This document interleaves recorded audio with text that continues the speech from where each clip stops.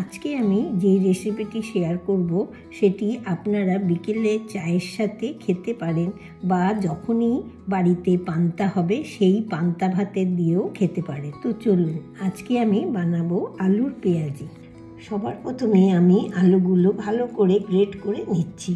Great করা আলুগুলো জল থেকে ভালো করে চিপে তুলে রাখলাম একটি আলাদা পাত্রে।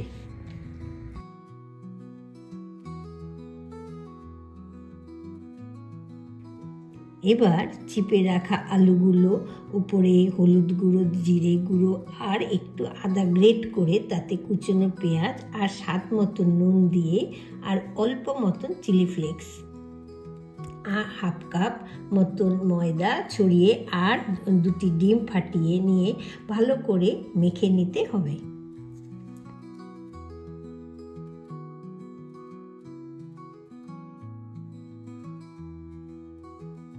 আপনারা আপনাদের মতো লঙ্কা দেবেন, আমি খালি একটি লঙ্কা দিয়ে দিচ্ছি।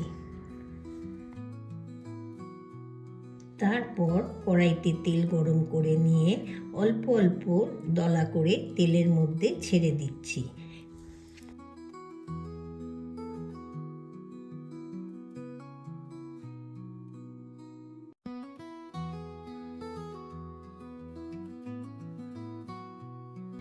এক পিঠ ভালো করে ভাজা হয়ে গেলে উল্টে নিয়ে 2 পিঠই ভালো করে ভেজে নিলাম। ভালো মতন কড়া কড়া করে ভাজা হয়ে গেলে একটি থালায় পরিবেশন করে সাজিয়ে নিলেই তৈরি গরম গরম আলুর পেঁয়াজি।